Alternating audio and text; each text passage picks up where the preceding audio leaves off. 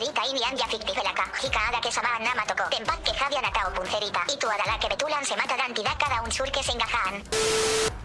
Pada 30 Desember, pemerintahan Presiden Indonesia Joko Widodo melarang keberadaan Front Pembela Islam atau FPI sebagai salah satu kelompok Islam garis keras paling terkemuka di Indonesia.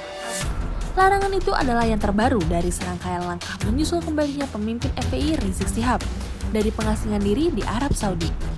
Meskipun langkah tersebut telah menimbulkan kekhawatiran tentang berbagai hal di dalam negeri, termasuk keadaan demokrasi negara, itu sama saja seperti menyoroti lintasan politik Islam di Indonesia secara lebih umum.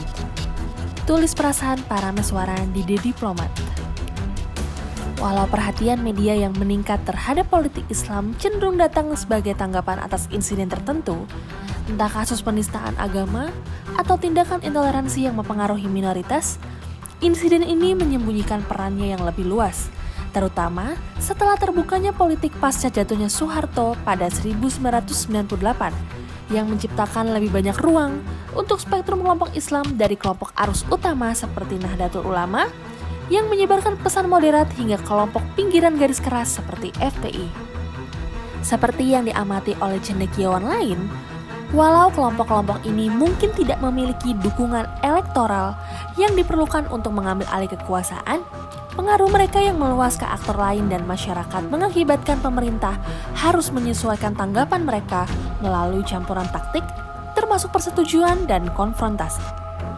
Selama masa kepresidenan Jokowi, contoh paling menonjol sejauh ini adalah dampak dari kampanye penistaan agama terhadap Gubernur Jakarta etnis Tionghoa Kristen Basuki Cahayapurnama yang dikenal sebagai Ahok, yang memicu protes pada 2016 dan 2017, di mana FPI juga tampil. Dilihat dari perspektif ini, pelarangan FPI oleh Jokowi merupakan salah satu perwujudan dari tren yang lebih luas tersebut. Rizik tidak asing dengan kontroversi dalam politik Indonesia. Dia sendiri adalah tokoh kunci dalam perkembangan sebelumnya dalam protes Ahok. Pengasingan dirinya sendiri menjadi subjek menjelang Pilpres 2019 antara Jokowi dan Prabowo Subianto. Dan kepulangannya telah membuatnya terlibat dengan berbagai individu termasuk Anies Baswedan yang dipandang sebagai calon presiden 2024. Bahkan sebelum dia kembali ke Indonesia, ada kekhawatiran tentang tantangan yang dapat dia ajukan untuk pemerintahan Jokowi, termasuk yang berkaitan dengan COVID-19.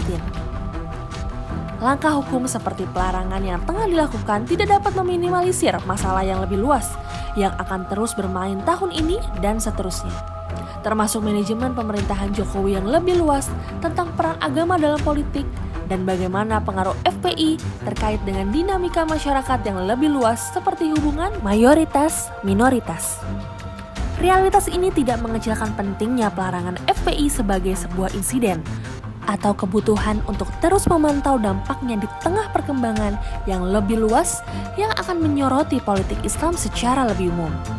Namun, itu menggarisbawahi pentingnya bergerak melampaui fokus setiap pergerakan kelompok-kelompok ini dan tindakan mereka, dan melihat mereka dari perspektif yang lebih historis dan holistik untuk memahami dampak sebenarnya yang memperhitungkan peran agama di Indonesia, lingkungan politik, dan sosial yang lebih luas. Pada akhirnya, celah yang lebih luas ini menekankan tindakan atau peristiwa individual yang dapat membantu kita lebih memahami peran dan dampak kekuatan dan gerakan politik.